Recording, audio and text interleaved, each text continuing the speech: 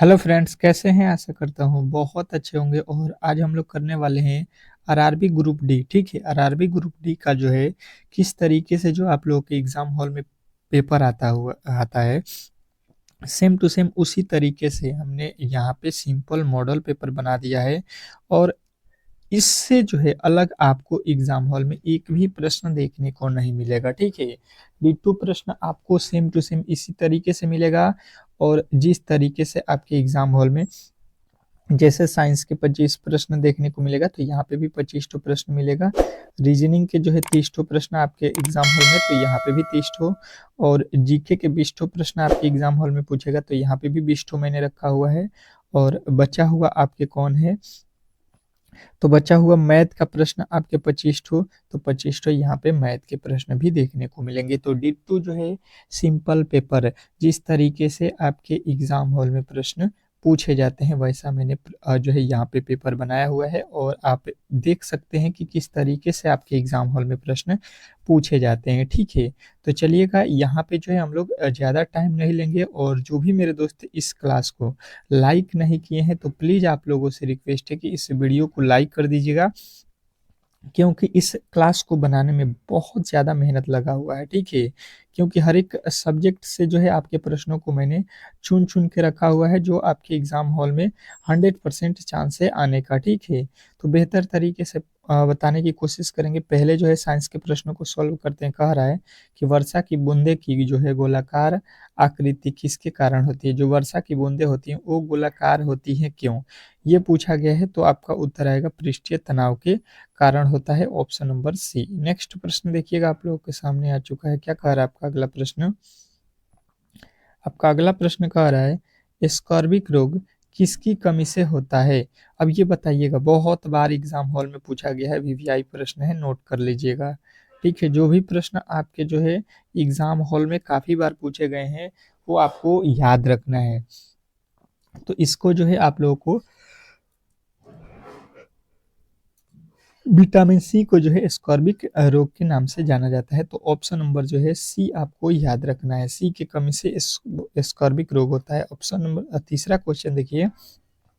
देखिए, साइंस के 25 to question जिस तरीके से आपके एग्जाम हॉल में पूछे गए हैं, ठीक है, सेम टू सेम मैंने उसी तरीके के प्रश्नों को रखा हुआ है।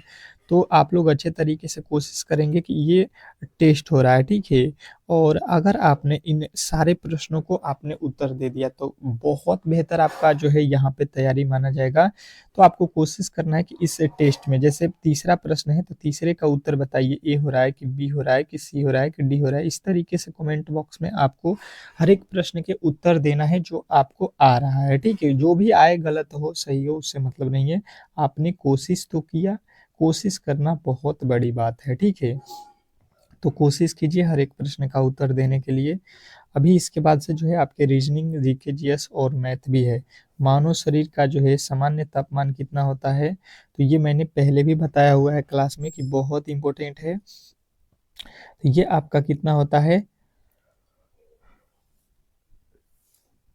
37 डिग्री सेल्सियस जो है आपको याद रखना है। नेक्स्ट प्रश्न कह रहा है आप लोगों के सामने यहाँ पे कि रक्त का लाल रंग किसके कारण होता है? जो हम लोगों का रक्त होता है, खून होता है, वो लाल होता है, किसके कारण होता है? यही आपसे पूछा गया है। ठीक है, तो सभी के उत्तर आएगा कि रक्त का जो लाल होना, ये किसके कारण होता है? तो हीमोग्लोबिन के कारण होता है। ऑप्शन नंबर ए, जितने भी मेरे दोस्त बताए हैं बिल्कुल राइट उत्तर है। नेक्स्ट प्रश्न देखिएगा, आप लोगों के सामने आ चुका है। क्या कह रहा है आपका अगला प्रश्न? पृथ्वी का जो है पायन वेग कितने होता है? ठीक है, पृथ्वी का जो है, पृथ्वी का पलायन वेग कितना होता है, ये आपको बताना है, बताने की कोशिश कीजिएगा। तो सभी के उत्तर यहाँ पे कितना आएगा? 11.2 किलोमीटर प्रति सेकेंड। Option number D. अगला प्रश्न कह रहा है रेबीज के टीके की खोज किसने की थी? रेबीज का जो टीका होता है, ठीक है, ये इसका खोज किसने किया था, बताने की कोशिश करेंगे। छठे प्रश्न का उत्तर, छठे प्रश्न का उत्तर जो है क्या होने वाला है, सभी लोग बताइएगा। तो सभी के उत्तर यहाँ पे आएगा कि लुइस पाश्चर ने, ठीक है, लुइस पाश्चर आपके ऑप्शन नंबर बी जो है बिल्कुल राइट उत्तर है। तो आपका जो है ऑप्शन नंबर बी आया है, तो बिल्कुल आपका सही उत्तर है। अगला प्रश्न देखिए, कह रहा है कि प्रोटीन की कमी से कौन सी रोग होती है? प्रोटीन की कमी से कौन सी रोग होती है, बताने की कोशिश करेंगे। तो यहाँ पे आपको याद रखना है कि प्रोटीन के जो कमी से रोग होता है वो कौन सा होता है, मोरास्मास और जो है क्वासियारक। तो ये दोनों ही रोग होते हैं, यानी ऑप्शन नंबर सी के साथ जाएंगे, दोनों ही उपयुक्त में से दोनों ही, ठीक है। अगला प्रश्न देखिए, कह रहा है यहाँ पे कि सूर्य में कौन सा जो है तत्व सर्वाधिक होता है? सूर्य जो होता है उसमें सबसे ज्यादा मात्रा में कौन सा तत्व है, ये आपसे पूछा गया है। और एक बात बता दूं कि इस क्लास का जो है पीडीएफ यदि आप लेना चाहते हैं, टोटल जो है 100 क्वेश्चन होगा इस क्लास में, ठीक है, जिस तरीके से आपके पेपर आते हैं। तो आप ये 100 क्वेश्चनों को लेना चाहते हैं तो आपको जो है फ्री में जो है ये पीडीएफ मिलता है, ठीक है। और फ्री में ये कहाँ पे मिलेगा, तो इस क्लास जो आप देख रहे हैं इसके डिस्क्रिप्शन में लिंक दिया गया होगा व्हाट्सएप ग्रुप का, ठीक है। तो उस ग्रुप को जाइए, ज्वाइन कीजिए, ठीक है। और आपको डेली ही क्लास के जो है मैं पीडीएफ दे देता हूँ ताकि आप लोग रिवीजन कर सके। अगर आप व्हाट्सएप ग्रुप ज्वाइन नहीं हो पाते हैं, अगर आप में कोई प्रॉब्लम दिखा रहा है, ठीक है, तो आपको जो है ये मोबाइल नंबर दिख रहा होगा, व्हाट्सएप नंबर, इस पे आपको जो है मैसेज कर लेना है, आपको जोड़ दिया जाएगा, ठीक है। परंतु आप उस लिंक पे जाइए और जो है ज्वाइन होइए, ठीक है। नहीं होगा तो ही मैसेज करना, इस तरीके से नहीं करना, ठीक है। परेशान नहीं करना है किसी को, ठीक है। आपको केवल पढ़ने में ध्यान देना है। तो सूर्य में कौन सा तत्व जो है सर्वाधिक मात्रा में होता है, तो हाइड्रोजन आपको याद रखना है, ठीक है। नेक्स्ट प्रश्न देखिएगा, आप लोगों के सामने आ चुका है, कह रहा है कि लाफिंग गैस के नाम से जाना जाता है। लाफिंग गैस जो होता है, हास्य गैस, इसके जो है इसको जो है किस नाम से जाना जाता है, चलिएगा बताइएगा। ये भी आपके एग्जाम हॉल में बहुत बार पूछा गया है। तो नाइट्रस ऑक्साइड इसको बोला जाता है, ऑप्शन नंबर बी। नेक्स्ट प्रश्न देखिएगा, आप लोगों के सामने आ चुका है। ग्लूकोमा रोग का जो है संबंध मानव शरीर के किस अंग से है? ग्लूकोमा रोग का संबंध मानव शरीर के किस अंग से है, बताइएगा। 10वें का राइट उत्तर क्या होने वाला है, ये आपको बताना है, बताने की कोशिश करेंगे सभी लोग। तो ग्लूकोमा रोग कहाँ होता है, आंखों में, ठीक है। नेक्स्ट प्रश्न देखिए, आप लोग के सामने आ चुका है। दांतों तथा हड्डियों में पाए जाने वाला तत्व कौन सा है? अब बेहतर प्रश्न है आपके सामने कि जो है दांतों और हड्डियों में पाए जाने वाला तत्व कौन सा होता है, तो आपको बताना है कैल्शियम और एवं जो है फास्फोरस, ठीक है। नेक्स्ट प्रश्न कह रहा है, आप लोगों के सामने आ चुका है कि वृद्धावस्था में मानव की हड्डियां क्यों कमजोर हो जाती है?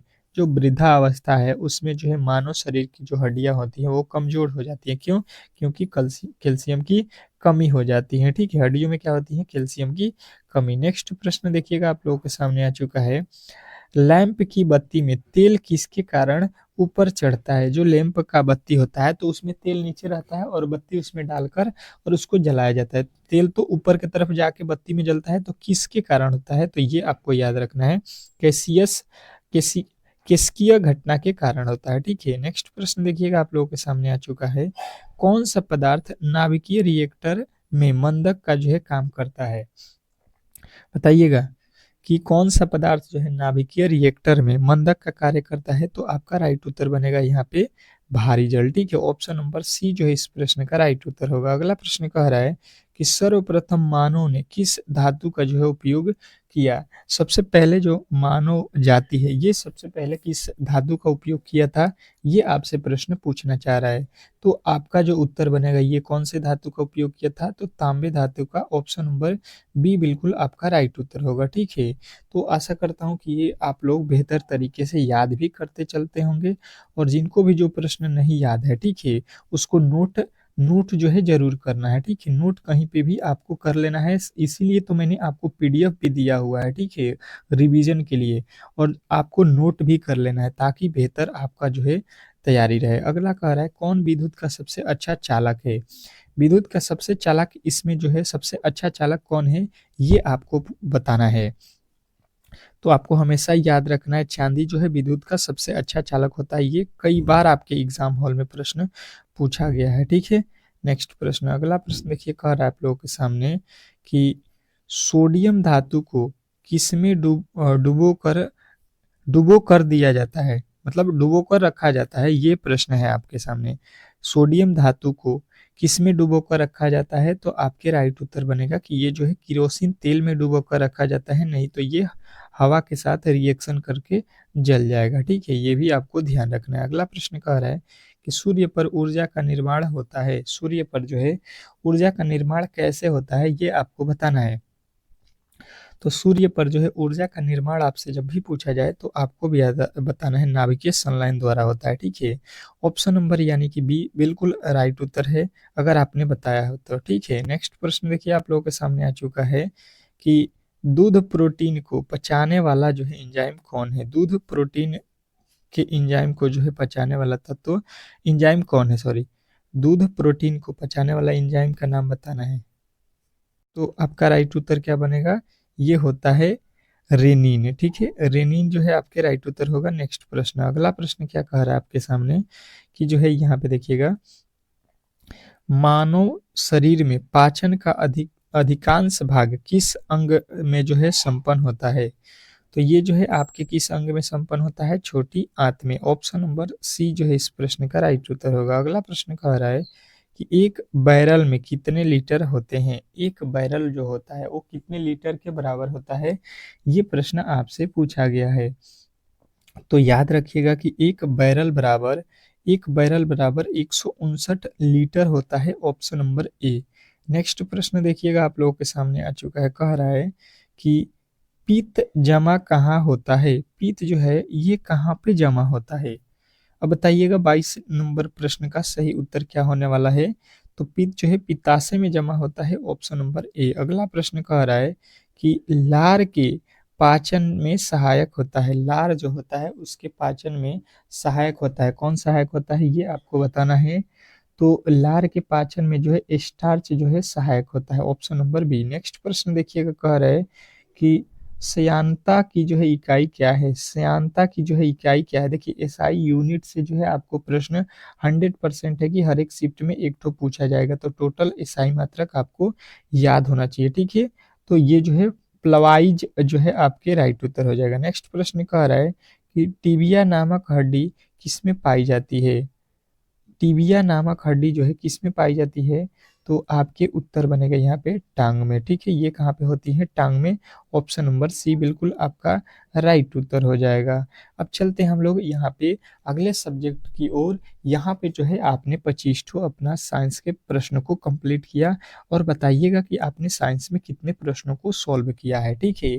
ताकि आप लोग इस तरीके से करेंगे तो आपका जो है यहाँ पे पता चलेगा कि कितने लेवल के आपने तैयारी किया हुआ है, ठीक है। अब चलते हैं अगला प्रश्न आपके सामने देखिएगा, यहाँ पे रीजनिंग का आ चुका है, ठीक है। और रीजनिंग आपको मालूम ही है बहुत इंपॉर्टेंट है, सबसे अधिक नंबर का रीजनिंग ही है, 30 नंबर का, ठीक है। 30 क्वेश्चन 30 नंबर का, तो ये आपको स्ट्रॉन्ग करना है आपको रीजनिंग, ठीक है। और बेहतर स्कोर करना है। यदि आप चाहते हैं कि रीजनिंग में 30 में 30 करें तो डेली क्लास को ज्वाइन कीजिए, ठीक है। डेली क्लास ज्वाइन कीजिएगा तो इससे एक भी प्रश्न बाहर भी नहीं पूछा जाएगा। पहला प्रश्न देखिए, कह रहा है कि यदि किसी जो है निश्चित कुट भाषा में पटना को जो है ये लिखा जाता है, गोवा को जो है ये लिखा जाता है, तो इसी कुट भाषा में रांची को जो है क्या लिखा जाएगा। तो देखिएगा, अगर हम देखेंगे तो सबसे पहले यहाँ पे पटना को चेक करना पड़ेगा कि 260 किस तरीके से लिखा है, ठीक है। तो यहाँ पे लिख लेते हैं PATNA लिखा है, ठीक है। पी का कोड होता है 16, ए का कोड होता है 1, टी का कोड होता है 20, एन का कोड होता है 14, ए का कोड होता है 1। हो गया, सबका प्लेस वैल्यू रख दिया मैंने। अब जोड़ देते हैं, ठीक है। तो 16 और जो है यहाँ पे 14 कितना होगा, 30, 30 20 50 1 51 51 1 52 हो गया, ठीक है।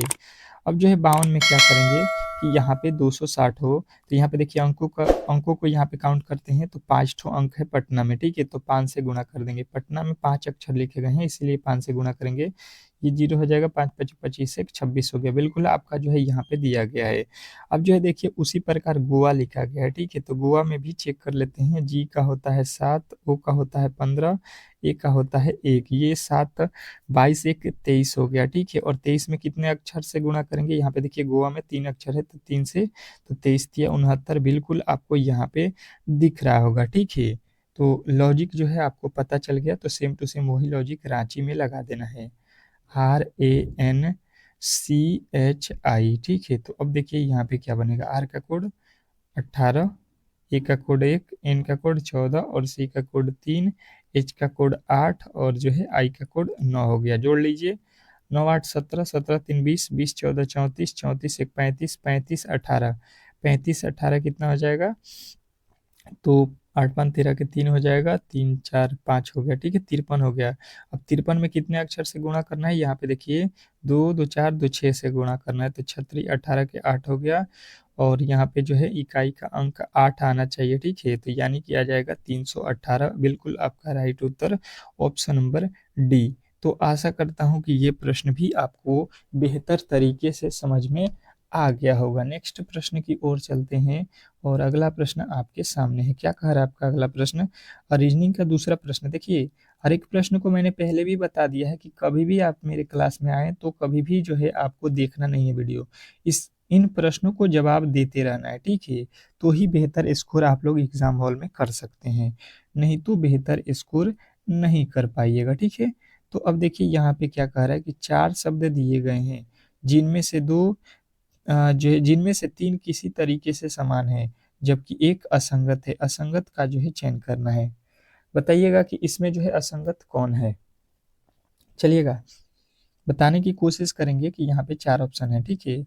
4 में से 3 एक जैसे हैं और एक जो है अलग है। तो अलग वाले की जो है पहचान आप लोगों से बोल रहा है, तो अलग वाले का जो है पहचान आपको करना है, बताने की कोशिश करेंगे। तो देखिए हुआ क्या है, यहाँ पे लिखा है टीन, एल्यूमिनियम, स्टील और जस्ता। 4 ऑप्शन आपने अच्छे तरीके से पढ़ लिया होगा, तो आपके दिमाग में पहला थॉट क्या आएगा कि भाई साहब ये टीन, ये एल्यूमिनियम, ये जस्ता क्या है, ये सारे ही क्या है, धातु हैं, ठीक है, ये क्या है, धातु हैं। परंतु जो ऑप्शन नंबर सी लिखा गया है ये क्या है, मिश्र धातु है, ठीक है। स्टील जो होता है वो क्या होता है, मिश्र धातु होता है। तो ऑप्शन नंबर आपको किसके साथ जाना है, सी वाले के साथ जाना है, और सी बताया है तो बिल्कुल आपका राइट उत्तर है। नेक्स्ट प्रश्न देखिएगा आप लोगों के सामने आ चुका है। कह रहा है यहाँ पे तीसरा प्रश्न कि 4 शब्द दिए गए हैं, जिनमें से 3 किसी तरीके से समान है, जबकि एक असंगत है। असंगत का जो है चयन कीजिए। अब इसमें जो है असंगत वाले की पहचान करनी है आप लोगों को कि इसमें असंगत कौन है। चलिएगा आपको जो है 10 सेकेंड का समय देता हूँ, और मैंने अभी आप लोगों को इस तरीके के प्रश्न बताया भी है, तो गलती की गुंजाइश नहीं होनी चाहिए। गलती जो है यहाँ पे गुंजाइश किसी भी तरीके से नहीं होगा गलती का। तो हम इस प्रश्न को किस तरीके से सॉल्व करते हैं, यहाँ पे आ जाइए और समझ लीजिए क्या करना है। यहाँ पे पहले ये समझिए, अगर आप देखिएगा 18 से 81 लिखा है, तो हम क्या करते हैं कि 18 का आधा कर देते हैं, ठीक है। 18 में 2 से भाग दे देंगे, कितना आएगा, 9 आ जाएगा, ठीक है। और 9 का वर्ग कर देते हैं तो 9 9 81 लिखा हुआ है। यहाँ पे तीसरे में आएंगे 34 लिखा है, और 34 में भी 2 से भाग दे देंगे, इसका आधा करेंगे 17 हो जाएगा, और 17 का वर्ग कर देंगे, कितना आ जाएगा, 17 का वर्ग 289। अब जो है यहाँ पे उसी तरीके से 16 लिखा है, 16 में भी हमको 2 से भाग देना है, ये कितना हो जाएगा, तो भाग दीजिएगा तो आएगा 8, ठीक है, 8 आएगा, और 8 का वर्ग करेंगे तो 8 8 64।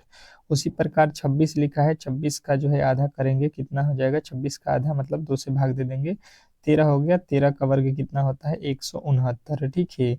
और यहाँ पे लिखा है 168, तो बिल्कुल ही गलत है, ये तीनों ही वर्ग लिखे गए हैं, ये नहीं है, तो बिल्कुल आपके जो है ऑप्शन नंबर पहला वाला ही अलग हो जाएगा। नेक्स्ट प्रश्न, अगला प्रश्न देखिएगा और बताने की कोशिश करेंगे चौथे प्रश्न का राइट उत्तर क्या होने वाला है। निम्नलिखित श्रृंखला में प्रश्नवाचक चिन्ह की जगह पर आने वाली जो है संख्या का जो है चयन करना है। अब जो है आपके पास 10 सेकेंड का समय है और श्रृंखला श्रेणी से तो 100% है कि हर एक शिफ्ट में 2 या 1 प्रश्न हर एक शिफ्ट में पूछे जाएंगे और ये होते बहुत इजी हैं। यदि आपने प्रेस्टिक डेली किया हुआ है तो ऐसे प्रश्नों को आप लोग बेहतर तरीके से एग्जाम हॉल में करके आएंगे। तो केवल जो है प्रेस्टिक ही इन प्रश्नों को सॉल्व करा सकता है आपको। तो आप डेली क्लास में आइए और बेहतर स्कोर अपना जो है करिए, ठीक है। क्योंकि एक ही क्लास में आपके 100 प्रश्न और वो भी अलग अलग सब्जेक्ट का कोई भी नहीं करा सकता है यूट्यूब पे, ठीक है। क्योंकि पेड कोर्सेज होते हैं यहाँ पे। फ्री में मैंने तो जो है आपके क्लास भी प्रोवाइड किया है चैप्टर वाइज। आपके अलग अलग जो है प्रेस्टिक सेट भी मैंने कराया हुआ है और अब जो है सिंपल पेपर भी करा रहा हूँ। तो ये सारे ही आपके फ्री में जो है यूट्यूब पे कोई नहीं कराता है, ठीक है। ये मैंने आपको अच्छे तरीके से बताया भी है। तो आप इस चैनल को अब तक जो है सब्सक्राइब नहीं किए हैं तो सब्सक्राइब करके रखिएगा, ताकि हर एक क्लास जो है आपको यहाँ पे मिलता रहेगा, ठीक है। और वीडियो को लाइक जरूर कर दीजिएगा ताकि हम इस तरीके के क्लास डेली ही प्रोवाइड करें। ये देखिए 39 से लिखा है, यहाँ पे कितना 50 है। तो अगर देखिएगा तो कहिएगा 11 प्लस किया गया है। 50 से 63 लिखा है मतलब 13 प्लस किया गया है। 13 से जो है 80 लिखा है मतलब 17 प्लस किया गया है। इसके आगे हमें नहीं मालूम है, इसके आगे नहीं मालूम है। इसके आगे देखेंगे तो ये कितना प्लस किया गया है। तो ये हो जाएगा आपका 11 में से 2 जाएगा 9 और यहाँ पे हो जाएगा आपका कितना 2 29 और यहाँ पे देखेंगे तो ये 31 किया गया है। अगर आप देखिएगा तो ये जो है लगातार विषम संख्याएं लिखा गया है, ठीक है। विषम नहीं अभाज्य संख्या 11 से 13, 13 से 15, अगर तो 13 से 17, 17 के बाद अभाज्य संख्या कौन सी होती है। तो ये आपको यहाँ पे ध्यान रखना है, ये होता है आपका 19, ठीक है। और 19 जोड़ दीजिए यहाँ पे तो ये हो जाएगा 99 और 99 यदि आपने बताया है तो बिल्कुल ही राइट उत्तर है, ठीक है। ये अभाज्य संख्याएं जोड़ा गया है, ठीक है। देखिए 11 के बाद 13 जोड़ा, 13 के बाद यहाँ पे 15 जोड़ना चाहिए लेकिन 17 है, क्योंकि 15 अभाज्य संख्या नहीं है। तो हम भी अभाज्य संख्या 19 जोड़ेंगे 17 के बाद से। तो ऑप्शन नंबर आपका सी जो है इस प्रश्न का राइट उत्तर होगा। नेक्स्ट प्रश्न, अगला प्रश्न देखिएगा आप लोगों के सामने आ चुका है कि दिए गए पैटर्न का ध्यान पूर्वक अध्ययन करें और उस संख्या को चुनें जो प्रश्नवाचक चिन्ह को जो है प्रतिस्थापित करती है। अब चलिएगा बताने की कोशिश करेंगे सभी लोग कि जो है इस प्रश्न का सही उत्तर क्या होने वाला है। 5वें प्रश्न का उत्तर सभी लोगों का देना है। अब देखिएगा ऐसे प्रश्नों को जो है आपको बेहतर तरीके से सॉल्व करना आना चाहिए, क्योंकि ऐसे ही प्रश्न आपके एग्जाम हॉल में जो है थोड़े से जो है यहाँ पे आपको प्रॉब्लम क्रिएट करते हैं। तो मैंने आपको इस तरीके के प्रश्नों को क्या किया है कि आप जितने भी लॉजिक जानते हैं जोड़िए, घटाइए, गुणा कीजिए, भाग कीजिए और बड़ी संख्या लाने की कोशिश कीजिए। जैसे यहाँ पे 116 है तो यहाँ पे क्या दिया है 7 और 3। तो 7 और 3 को हम पहले जोड़ देते हैं तो ये कितना होता है 7 3 10 हो गया, ठीक है। और 10 से हमको 100 पे जाना है तो 10 का वर्ग करेंगे 10 दहा के 100 हो जाएगा। परंतु यहाँ पे लिखा है 116 तो इसमें और 16 जोड़ देते हैं तो ये हो जाएगा 116। बिल्कुल आपको बात जो है समझ में आ रहा होगा। अब जो है वही लॉजिक यहाँ पे भी होना चाहिए। क्या लिखा है 8 प्लस लिखा है 4। तो 8 4 जोड़ेंगे 12 हो जाएगा और 12 का वर्ग करेंगे तो 12 का वर्ग कितना होता है 144। और 144 देखिए यहाँ पे वर्ग करने के बाद कितना जोड़ा गया है 16। तो यहाँ पे भी 16 जोड़ेंगे तो 6 4 10 हो जाएगा और 5 1 6 हो जाएगा 160 हो जाएगा, जो कि यहाँ पे लिखा गया। अब सेम टू सेम वही 13 लिखा हुआ है और 2 लिखा हुआ है तो 13 2 कितना होता है 15 हो जाएगा और 15 का जो है वर्ग करेंगे तो ये हो जाएगा 15 का 225 और 225 में जो है 16 जोड़ देंगे तो ये कितना हो जाएगा 6 5 11 के 1 और ये जो है 3 और 1 4 हो जाएगा और ये हो जाएगा 241। 241 जो है आपके बिल्कुल राइट उत्तर हो जाएगा ऑप्शन नंबर डी। तो आशा करता हूँ ये प्रश्न भी आपको अच्छे तरीके से आ गया होगा। अब जो है आप लोग इस तरीके के प्रश्नों को सॉल्व कर सकते हैं, ठीक है। D2 प्रश्न आपके इसी पैटर्न पर जो है पेपर आपके एग्जाम हॉल में बनाया जाता है। तो आपने इस तरीके के सिंपल पेपर को तैयार कर लिया तो 100% है कि एग्जाम हॉल में आप लोग फोड़ के आइएगा प्रश्नों को, ठीक है। अब जो है ब्लड रिलेशन का प्रश्न आपके सामने है। 6ठा नंबर कह रहा है कि एक्स और वाई बहन है, ठीक है। अच्छा जी, जो बोला जाए उतना ही हमको करना है। एक्स और वाई बहन है, ठीक है। एक्स और वाई बहन है, यहाँ पे बहन मतलब माइनस लगा दीजिएगा चिन्ह। वाई जो है एम का पुत्री है। वाई कौन है एम की पुत्री है। अच्छा ये जो y है ये m की पुत्री है, पुत्री मतलब बेटी है, ठीक है, इसकी बेटी है m की, कोई दिक्कत नहीं है। अब कह रहा है m जो है p की माँ है, m कौन है, p की माँ। अब देखिए ये m जो है माँ है, किसकी माँ है, तो ये इसका एक और लड़का होगा, ये लड़की होगा p, p की माँ है तो यहाँ पे p हो गया, यानी ये लड़का हो या लड़की हो, ये तो दोनों भाई बहन है, तो इसके भी ये भाई बहन है क्योंकि इसकी माँ है ये। अब कह रहा है कि p जो है y का भाई है, तो p तो y का भाई है, ये तो भाई है, बिल्कुल सही है, p जो है y का भाई है, मतलब ये प्लस रहेगा। अब इसका जेंडर मालूम चल के आप कह रहे हैं यहाँ पे कि t जो है x की माँ का भाई है, t जो है x की माँ का, ये x है, इसकी माँ कौन है, ये है m, और इसका भाई कौन है, यहाँ पे भाई इसको बता रहा है यहाँ पे कि इसका भाई जो है कौन है, t है, ठीक है, इसका भाई कौन है, t है, यहाँ पे t भाई है तो प्लस रखिए। अब बोल रहा है यहाँ पे कि टी का एम से क्या संबंध है, मतलब एम का जो है टी कौन लगता है, एम देख लीजिए यहाँ पे है, और इसका टी कौन लग रहा है, तो यहाँ पे टी जो है एम का क्या लग रहा है, भाई लग रहा है, एम का टी कौन है, भाई है, तो बिल्कुल आपका right Uttar option number A के साथ ये एम है, इसकी भाई कौन है, टी है। तो इस तरीके से इस प्रश्न को बनाना था।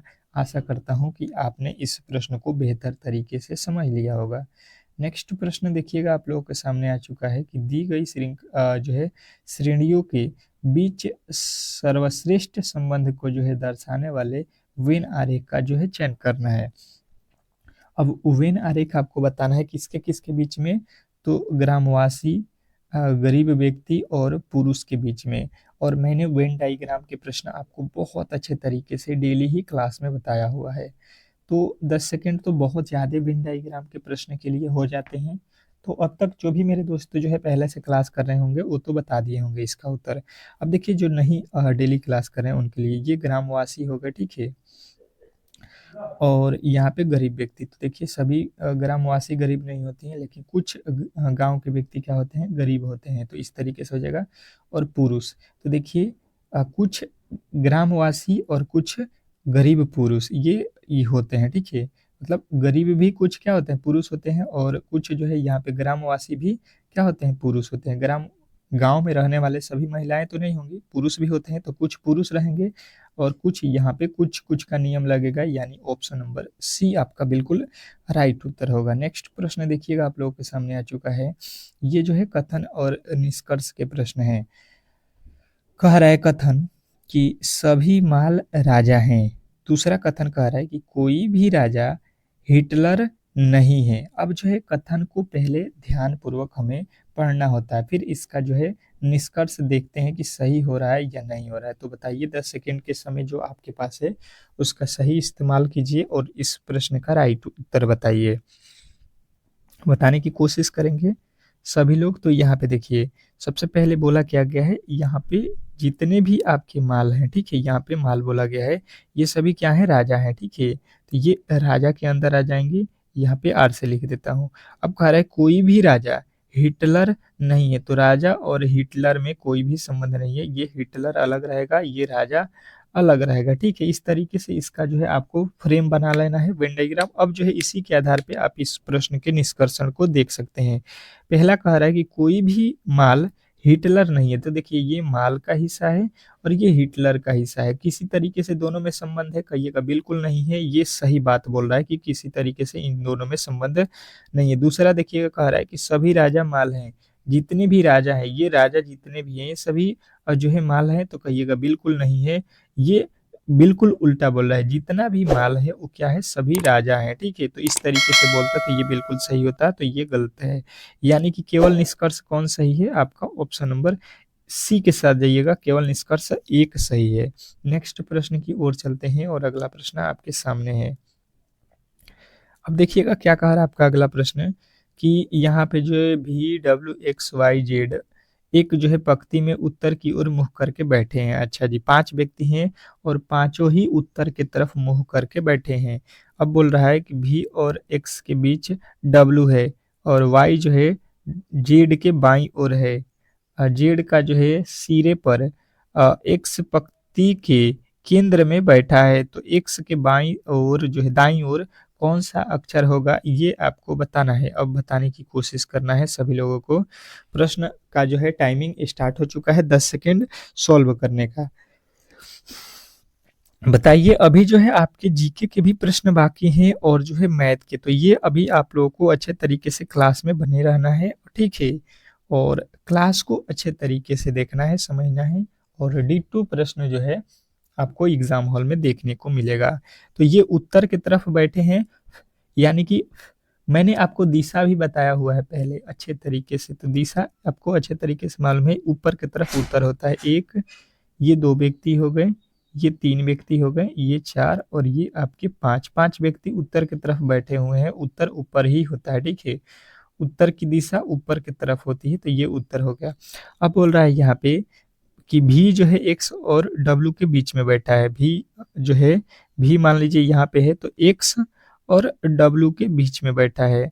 अब कह रहा है यहाँ पे कि वाई जो है जेड के बाईं ओर है और एक्स पंक्ति के केंद्र में है। एक्स पंक्ति के केंद्र में है, यानी कि जो है देखिए ये वाला जो हम लोग डब्ल्यू लिखे हैं ये बिल्कुल गलत हो जाएगा। यानी कि जो है हम लोग यहाँ पे देखिए किस तरीके से लिखेंगे, यहाँ पे एक्स लिखेंगे, यहाँ पे डब्ल्यू लिखेंगे। देखिए डब्ल्यू बोला गया है कि जो है भी जो है एक्स और डब्ल्यू के बीच में है, तो देखिए ये डब्ल्यू हो गया और ये एक्स हो गया और इसके बीच में भी बैठ गया। अब उसके आगे चलिए, कह रहा है कि वाई जो है जेड के बाईं ओर बैठा है। वाई कहाँ है? वाई जो है जेड के बाईं तरफ, तो जेड रख लीजिए यहाँ पे और इसका बायां हो जाएगा ये वाला हिस्सा, तो ये हो गया वाई। अब क्या कह रहा है यहाँ पे कि जेड एक सिरे पर है, तो जेड एक सिरे पे है, बिल्कुल लास्ट वाले छोर पे है। एक्स केंद्र पे है, केंद्र पे भी एक्स हो गया। कह रहा है कि एक्स के दाईं ओर कौन है, तो एक्स ये हो गया और इसका दाहिना साइड कौन है, ये दाईं साइड होता है, ठीक है। तो ये दाएं में कौन बैठा है, आपका वाई बैठा है। तो बिल्कुल आपने अगर बी बताया है तो बिल्कुल आपका राइट उत्तर हो जाएगा। आशा करता हूँ कि ये प्रश्न भी आपको बेहतर तरीके से समझ में आया होगा और आपने इस तरीके के प्रश्नों को अच्छे तरीके से सॉल्व कर सकते हैं, ठीक है। नेक्स्ट प्रश्न, अगला प्रश्न देखिएगा आप लोगों के सामने आ चुका है। कह रहा है कि निम्नलिखित आकृति में कागज के एक टुकड़े को मोड़ने का जो है क्रम और जो है मुड़े हुए कागज को काटे जाने की विधि दर्शाई गई है। पुनः जो है खोले जाने पर यह कागज कैसा दिखाई देगा, ये हमको बताइए। अब चलिएगा ये प्रश्न का उत्तर बताइएगा। आपके सामने बोला गया है कंडीशन की एक कागज दिया गया है ये बड़ा सा, ठीक है। इसको पहले बीच से मोड़ दिया गया है इस तरफ, मोड़ने के बाद से फिर इसका जो आधा वाला हिस्सा है इसको भी मोड़ दिया गया है यहाँ पे और इसको जो है काटा जा रहा है, ठीक है। काटने में जो है देखिए इसका कंडीशन क्या है कि यहाँ पे 2 ठो गोला जो है काटा गया है, ठीक है। अब इसको खोला जाएगा, कागज को जो खोला जाएगा तो ये हमें किस तरीके से दिखाई देगा, यही प्रश्न में पूछा गया है। तो बताइए कि जब इसको हम खोलेंगे तो किस तरीके से हमको दिखाई देगा। तो अब देखिएगा ये किस तरीके से दिखाई देगा, अच्छे तरीके से देख लीजिए। ये 2 ठो गोला यहाँ पे बन जाएगा, ठीक है। फिर इसको इधर भेजेंगे तो यहाँ पे 4 ठो गोले जो है आपके बनेंगे। अब जो है ये देख लीजिए ये तो बिल्कुल गलत हो जाएगा और ये देखिए ये कहाँ से आ गया, ये दोनों अलग, ये कहाँ से हो जाएगा। और यहाँ पे देखिए यहाँ पे तो बनना चाहिए 4 ठो, तो यहाँ पे 2-2 ठो दिया है, ये भी गलत। यानी कि जो है आपका बिल्कुल राइट उत्तर होगा, खोलने पर ऑप्शन नंबर सी बनेगा। तो सी यदि आपने बताया है तो बिल्कुल ही राइट उत्तर है। नेक्स्ट प्रश्न, अगले प्रश्न की ओर चलेंगे और अगला प्रश्न आपके सामने है। क्या कह रहा है आपका अगला प्रश्न, बताने की कोशिश करना है। लिखा गया है कि दी गई आकृति में कितने त्रिभुज हैं। अब जो है फिगर काउंटिंग के प्रश्न आ चुके हैं और मैंने बताइए कि क्लास में आपको बताया है या नहीं, यही आपको बताना है कि मैंने इस तरीके के प्रश्न आपको क्लास में कराया है या नहीं कराया है। अच्छे तरीके से बताना है आपको, क्योंकि मैंने इस तरीके के प्रश्न आपको बहुत अच्छे तरीके से कराया हुआ है, ठीक है। तो गलती की गुंजाइश नहीं होनी चाहिए, ठीक है। गलती कभी भी नहीं करना है प्रश्न को, क्योंकि निगेटिव मार्किंग भी आपको मालूम होगा अच्छे तरीके से। तो अब देखिए इसको काउंट कर लेते हैं। देखिए पहले इस वाले बॉक्स को काउंट कीजिए, मैंने आपको अच्छे तरीके से याद होगा तो क्या पढ़ाया था। यहाँ पे काउंट कीजिए, एक त्रिभुज, ये दूसरा, ये तीसरा और ये चौथा, 4 त्रिभुज हो गया। तो 4 का 2 गुना कर देंगे तो हमें मिलेगा 8 त्रिभुज। उसी प्रकार इधर भी हम बनाएंगे, इधर तो हमारे जो है टोटल त्रिभुज इसमें भी कितने मिलेंगे 8, यानी 8 और 8 को जोड़ देते हैं तो ये हो गए 16। कितने त्रिभुज हो गए 16। अब देखिएगा 16 तो त्रिभुज आपने काउंट कर लिया। 16 के बाद और भी त्रिभुज है, कहिएगा बिल्कुल है। देखिए ये 16 के बाद इसमें इन दोनों से मिला के एक त्रिभुज ये और एक त्रिभुज ये, यानी कि 2 ठो और बन गया। तो 16 में 2 जोड़ देंगे, ये हमें हो जाएगा 18। और 18 के बाद देखिए ये वाला एक त्रिभुज का हिस्सा है, ये वाला 18 के बाद एक और जोड़ दीजिए, ये हो जाएगा आपका 19। ठीक है, तो 19 इस प्रश्न का राइट उत्तर होगा, ऑप्शन नंबर आपका सी। सी जो है इस प्रश्न का 100% सही उत्तर होगा। आशा करता हूँ कि ये प्रश्न भी आपको बेहतर तरीके से समझ में आ गया होगा। नेक्स्ट प्रश्न की ओर चलते हैं और अगला प्रश्न आपके सामने है। देखिएगा हर एक टाइप के मैंने प्रश्न रखा हुआ है जिस तरीके से आपके एग्जाम हॉल में पूछे जाते हैं, तो घबराने की कोशिश किसी भी तरीके से नहीं करना है। अगर नहीं आ रहा है तो आप अच्छे तरीके से समझिए, ताकि इस तरीके से ही प्रश्न आपके एग्जाम हॉल में जब पूछेगा तो आप सॉल्व कर सकते हैं। कह रहा है कि दी गई आकृति के सही दर्पण प्रतिबिंब का चयन करें। दर्पण प्रतिबिंब से आपके एग्जाम हॉल में एक ठो प्रश्न हर एक शिफ्ट में देता है, ठीक है। तो बताइए जो यहाँ पे आपको दिखाई दे रहा है इसका जो है यहाँ पे क्या दर्पण प्रतिबिंब बनेगा। इस तरीके से इसका यहाँ पे दर्पण प्रतिबिंब लगा हुआ है। बताने की कोशिश करेंगे सभी लोग, सभी लोग बताएंगे इस प्रश्न का सही उत्तर क्या होने वाला है। तो देखिए ये जो हिस्सा है, ठीक है, इसको अगर केवल पकड़िएगा तो भी इसका उत्तर बता दीजिएगा। जब इसका जो है इधर जब हम वेन डायग्राम बनाएंगे तो प्रतिबिंब देखेंगे तो ये तो ऊपर जाएगा नहीं। इसमें क्या होता है, दर्पण में क्या होता है कि जो लेफ्ट होता है वो राइट में हो जाता है, जो राइट होता है वो लेफ्ट में। तो ये ऊपर लिखा है, बिल्कुल गलत हो जाएगा। और देखिए ये जहाँ पे है सेम टू सेम वहीं पे ये भी यहाँ पे रखा हुआ है, तो ये भी गलत हो जाएगा। केवल जो है लेफ्ट का राइट कहाँ पे गया है, ऑप्शन नंबर ए में। ठीक ठीक है, यहाँ पे के को भी चेक कर सकते हैं कि इस तरीके से हो जाएगा, ओ इस तरीके से हो जाएगा, एम इस तरीके से, आई इस तरीके से हो जाएगा। तो ये भी आपको बिल्कुल यहाँ पे ऑप्शन नंबर ए में दिख रहा है। तो ए इस प्रश्न का 100% सही उत्तर हो जाएगा। अब चलते हैं अगले प्रश्न की ओर, और अगला प्रश्न आपको अच्छे तरीके से आना चाहिए, ठीक है। सभी लोगों के जवाब अच्छे तरीके से आने चाहिए। देखिएगा ये तो सभी के बन जाएंगे। लिखा गया है कि दी गई सीट को मोड़कर एक घन बनाया जाता है। इस प्रकार बनाए गए घन में एल अक्षर वाले फलक के विपरीत फलक पर कौन से अक्षर होंगे। अब बताइएगा कि एल के विपरीत पे कौन से अक्षर आएंगे, और मैंने तो आपको अच्छे तरीके से ऐसे क्लास में प्रश्न बताया हुआ हो। तो बताइए, चलिएगा बताने की कोशिश कीजिएगा सभी लोग। जो भी मेरे दोस्त देख रहे हैं, पास से रिलेटेड प्रश्न मैंने आपको अच्छे तरीके से बताया हुआ है। तो अब देखिए इसको किस तरीके से सॉल्व करेंगे। पहले इस बॉक्स को देख लीजिए, और यहाँ से अपोजिट निकालने के तरीका मैंने किस तरीके से बताया है कि जो भी आपके बॉक्स सटे हुए हैं वो कभी भी अपोजिट नहीं होंगे। तो अगर आपसे कोई पूछेगा कि ये आर का अपोजिट क्या है, तो यहाँ पे चले आएंगे एक बॉक्स छोड़ के। तो आर का अपोजिट आपसे कोई पूछेगा तो आपको बताना है एस। आर का अपोजिट क्या हो जाएगा, एस। अब जो है उसके आगे चलिएगा, ये जो है बाहरी वाला देखिए एन लिखा है, और यहाँ पे बाहरी का जो है बाहरी ही होता है, ठीक है। मतलब एन का अपोजिट कोई पूछेगा तो बाहर में क्या लिखा गया, बाहर वाला कोठा, बाहर वाला कोठा का जो है अपोजिट हो जाएगा, यानी एन का अपोजिट ये हो जाएगा। अब जो है इसके आगे चलिएगा तो बचा हुआ क्या है, यहाँ पे क्यूब, क्यूब का अब अपोजिट एल हो जाएगा, क्यूब का अपोजिट एल है। तो आपसे पूछा किसका गया है, ये देखिए ये जो है पूछ रहा है कि भाई साहब एल का अपोजिट क्या है। तो देख लीजिए एल का अपोजिट यहाँ पे निकाल दिए हैं हम लोगों ने, क्यूब होता है। तो यहाँ पे जो है क्यूब आपके बिल्कुल right Uttar option number A में दिया गया है। तो ए ही इस प्रश्न का 100% सही उत्तर होगा। आशा करता हूँ कि ये प्रश्न भी आपको बेहतर तरीके से समझ में आ गया होगा। नेक्स्ट प्रश्न की ओर चलेंगे, और अगला प्रश्न आपके सामने है। क्या कह रहा है आपका अगला प्रश्न, बताने की कोशिश करना है सभी लोगों को कि निम्नलिखित शब्दों को एक तार्किक और जो है आर्थक क्रम में, अर्थ सार्थक क्रम में जो है आपको सर्थ मतलब सही क्रम में इसको दर्शाना है, ठीक है। सही इसका क्रम क्या होगा, आपके पास क्या है, तो पत्र है, डाकिया है, वितरण है, पत्र पेटिका है, और जो है डाक खाना है। तो इसमें सबसे पहले होता क्या है ये आपको मालूम होना चाहिए। वही बोला जाता है इसमें सही क्रम। सही क्रम का मतलब ये होता है कि जो काम पहले होगा उसको पहले हम रखेंगे पहले, और जो काम सबसे अंत में करेंगे वो सबसे अंत में लिखेंगे, ठीक है। तो इस तरीके से यदि आपने समझ लिया है तो बिल्कुल इस तरीके के प्रश्नों को कभी भी आप लोग गलती नहीं कर सकते हैं।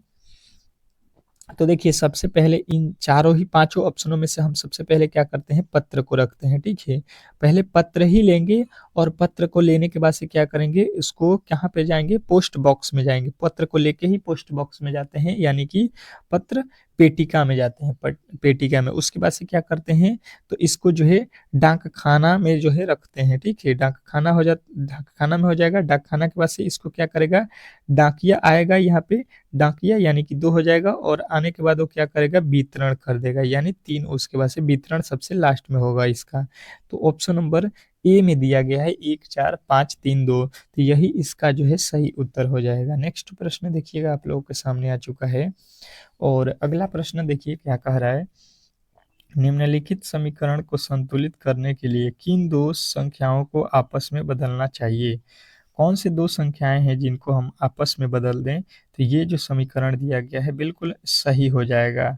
तो चलिएगा बताने की कोशिश कीजिएगा। 10 सेकेंड जो है आपके सामने है, तो इस 10 सेकेंड को आपको गंवाना नहीं है, कतई गंवाना नहीं है। अच्छे तरीके से इसका जो है सॉल्यूशन आपको बताना है। तो देखिएगा, और इसका सॉल्यूशन हम लोग यहाँ पे करते हैं किस तरीके से। तो बोला है 36 और 48 को चेंज कर दीजिए। तो पहले यहाँ पे 36 लिखा है तो हमें अब 48 लिखना पड़ेगा, ठीक है। भागे है तो भागे 6 देना है, माइनस है तो माइनस का 15 लिखिए, गुणे 2 है तो 2 लिखिए, और प्लस है तो प्लस। अब 48 लिखा है तो यहाँ पे कितने लिखेंगे, 36 लिखेंगे। अब जो है बिल्कुल इस प्रश्न को सॉल्व कर देंगे। 6 के पहाड़े में 48 कितना मर्त में आएगा, तो 6 8 छक्का 48 हो जाएगा। यहाँ पे आ गया 8, यहाँ पे आ गया 8। इसके आगे देखिए यहाँ पे 15 दूना का 30 हो गया, और यहाँ पे प्लस का 36 हो गया। अब देखिए इसमें प्लस में कौन है, 8 और 36, 36 और 8, तो 36 8 कितना होता है, 36 और 8 44। 44 में से 30 को माइनस करेंगे तो ये हो जाएगा आपका कितना, तो ये हो जाएगा आपका 14। तो 44 में से 30 जाएगा, 14 हो जाएगा, और 14 इस प्रश्न में देखिए आपको आरएचएस में लाना था। तो ये आपने बिल्कुल सही तरीके से लाया हुआ है। किस तरीके से, तो जब हमने 36 और 48 को आपस में चेंज कर दिया तो इसका राइट उत्तर हो गया 14, और 14 ही आपको लाना था चेंज करने पे, ठीक है। तो ऑप्शन नंबर बिल्कुल ए जो है इस प्रश्न का राइट उत्तर है। नेक्स्ट प्रश्न की ओर चलते हैं, और अगला प्रश्न आपके सामने है। कह रहा है आपका अगला प्रश्न कि उस विकल्प का चयन करें जिसमें संख्याओं का जो है आपस में वही संबंध है जो नीचे दिए गए समूचे की संख्याओं के बीच का है। बताइएगा कि जो है इस प्रश्न का सही उत्तर क्या होने वाला है। जैसे कि यहाँ पे 15 49 और 151 का संबंध है, वही संबंध इन चारों में से किसमें संबंध आपको दिखाई दे रहा है। बिल्कुल वही वाला लॉजिक लगना चाहिए, same to same. Same to same वही लॉजिक आपको देखना है यहाँ पे किस वाले में लगाया गया है। 10 सेकेंड का समय है, और ये प्रश्न तो देखते ही बन जाने चाहिए। ये प्रश्न आपको देखते ही बन जाने चाहिए, क्योंकि प्रश्न होते बहुत इजी हैं। थोड़े से आपको मेहनत की ज़रूरत होती है इन प्रश्नों में। तो अब जो है इसको हम लोग किस तरीके से सॉल्व करेंगे समझने की कोशिश करते हैं। अगर देखिएगा 15 लिखा है, ठीक है, और 15 में क्या करेंगे, अगर हम लोग अब 15 में 3 से गुणा करते हैं और 4 जोड़ देते हैं तो 15 या 45, और 4 कितना हो जाएगा, ये हो जाएगा 49, जो कि यहाँ पे लिखा गया है। अब देखिए 49 को उठाता हूँ और इसमें भी 3 से गुणा करता हूँ और 4 जोड़ देता हूँ, तो 49 या 147, और 4 कितना हो जाएगा, 151। मतलब क्या किया है, 3 से गुणा और 4 जोड़ रहा है, ठीक है। 3 से गुणा कर रहा है, 4 जोड़ रहा है। तो अभी यहाँ पे देखिए 15 ले लीजिए, 5 ले लीजिए, 5 में जो है 3 से गुणा और 4 जोड़ दीजिए, तो 5 3 15, 4 कितना होता है, 19। बिल्कुल आपको यहाँ पे दिया गया है। फिर उठाइए 19, और 19 को क्या कीजिए, 3 से गुणा और 4 जोड़ दीजिए, 19 या 57, 4 कितना होता है, 61। तो बिल्कुल आपके राइट उत्तर बनेगा ऑप्शन नंबर ए। ये जो है इस प्रश्न का 100% सही उत्तर है, इसमें किसी तरीके के डाउट नहीं होना चाहिए। आशा करता हूँ कि आपने इस प्रश्न को अच्छे तरीके से समझ लिया होगा, और बहुत सारे मेरे मित्र जो हैं इस प्रश्न को सही उत्तर भी बताए होंगे। नेक्स्ट प्रश्न की ओर चलेंगे और अगला प्रश्न आपके सामने है। क्या कह रहा है आपका अगला प्रश्न? कह रहा है कि उस जिस तरीके से चीन का संबंध जो है युआन से है, उसी तरह से जापान का संबंध जो है यहाँ पे हम लोगों को बताना है। अब बताइएगा, ये एनालॉजी का प्रश्न होता है, ठीक है। एनालॉजी का प्रश्न होता है। मैंने आपको बताया भी था कि आपके हर एक देश के मुद्रा कौन है, राजधानी कौन है, ये आपको याद होना चाहिए। इससे ज्यादातर एनालॉजी में प्रश्न पूछता है। तो देखिए, आपको याद रखना है कि चीन जो है, चीन का मुद्रा क्या है? युआन है। चीन जो है देश, उसका मुद्रा क्या है? युआन। जिस तरीके से हम लोग का भारत है इसमें रुपया चलता है, तो उसी तरीके से चीन में मुद्रा क्या चलता है? युआन। तो जापान में जो है हमसे पूछा गया है, ठीक है। तो जापान देश की मुद्रा जो है आपको याद रखना है, येन होता है। तो जापान का संबंध किससे हो जाएगा? येन हो जाएगा। ऑप्शन नंबर ए जो है बिल्कुल आपका राइट उत्तर है। यदि आपने बताया है तो बिल्कुल आपका जो है ये राइट उत्तर है। नेक्स्ट प्रश्न की ओर चलेंगे और अगला प्रश्न आपके सामने है। क्या कह रहा है आपका अगला प्रश्न? देखिएगा, ये जो है अब आपका जो है जीके के प्रश्न स्टार्ट हो चुका है, ठीक है। तो जीके के प्रश्न को जो है फटाफट से हम लोग करेंगे, क्योंकि इसमें टाइम नहीं लेंगे। आपके 4 से 5 मिनट में 20 ठो जो जीके के प्रश्न पूछा जाता है, इसको क्लियर करना है। 20 ठो ही प्रश्न है और 20 ही महत्वपूर्ण आपको यहाँ पे दिया जाएगा, जो कि आपके एग्जाम हॉल में आने के 100% चांस है। पहला प्रश्न कह रहा है कि छाता नामक जो है वर्षा जल संचयन योजना किस राज्य से शुरू किया गया है, ठीक है। छाता नामक वर्षा जल संचयन योजना किस राज्य ने शुरू की है? तो आपका उत्तर बनेगा कि ये जो राज्य है, ये आपका उड़ीसा राज्य ने शुरू किया है। तो ऑप्शन नंबर बी के साथ आपको जाना है। आशा करता हूँ कि बी जो है इस प्रश्न का 100% सही उत्तर है, आपको अच्छे तरीके से मालूम होगा। नेक्स्ट प्रश्न देखिएगा, आप लोगों के सामने आ चुका है कि संगाई हिरण यानी कि नाचता हुआ हिरण कहाँ पाया जाता है? अब बताइएगा, बहुत इंपॉर्टेंट प्रश्न आपके सामने आ चुका है कि संगाई हिरण यानी कि मतलब नाचता हुआ हिरण जो है हम लोगों को कहाँ पे पाया जाता है? तो आपके उत्तर बनेगा कि ये जो पाया जाता है केबुल ला लामजाओ नेशनल पार्क, ये जो है मणिपुर में है, ठीक है। नेक्स्ट प्रश्न देखिएगा, आप लोगों के सामने आ चुका है। कह रहा है कि पुण्यकोटि तद्दू योजना को जो है शुरू करने वाला भारत का पहला राज्य कौन सा बना है? पुण्यकोटि तद्दू योजना को शुरू करने वाला भारत का पहला राज्य कौन सा बन गया है? तो आपके उत्तर बनेगा यहाँ पे कर्नाटक। ऑप्शन नंबर सी।